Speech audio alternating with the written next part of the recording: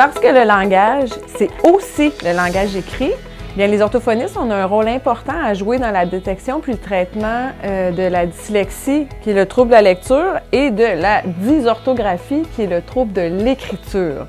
Donc, en fait, en collaboration avec d'autres professionnels, on parle des enseignants, des orthopédagogues, des psychologues, on est en mesure d'évaluer la lecture et l'écriture chez vos enfants et de détecter s'il y a ou non la présence d'un trouble.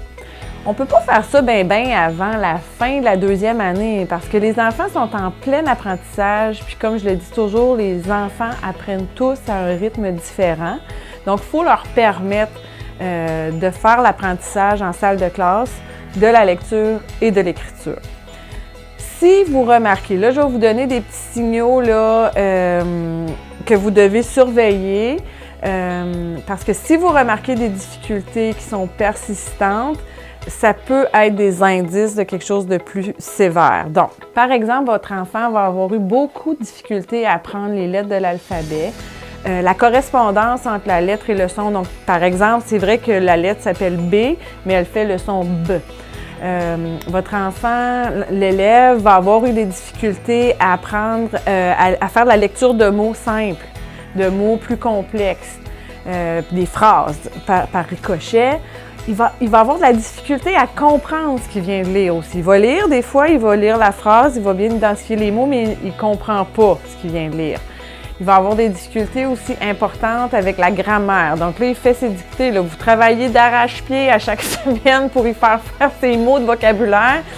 Puis là, avant de partir de la maison, il est correct, il sait. Puis là, il arrive à l'école 2 heures plus tard, puis hop, on a oublié. Et il va aussi avoir des retards académiques importants, plus spécifiquement en français. Bien, je vous dirais que ce sont des signes qu'il faut surveiller. Et là, si vous avez vraiment des inquiétudes, bien, c'est un bon moment de consulter un orthophoniste.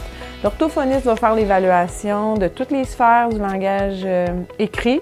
Et si les retards sont assez importants, bien, à ce moment-là, on va parler d'un trouble. Il n'est jamais trop tard pour évaluer un élève. On travaille avec des élèves au secondaire, au cégep, à l'université. Des fois, ça n'a simplement pas été détecté avant. Donc, si on a des inquiétudes, on consulte parce que vous pouvez bénéficier d'adaptation. Donc, utilisation d'outils technologiques, un peu plus de temps, faire les examens dans des locaux, être plus isolé. Donc, n'hésitez pas à faire une évaluation si vous avez des inquiétudes. On offre aussi de la formation, des conférences, donc on est très polyvalent.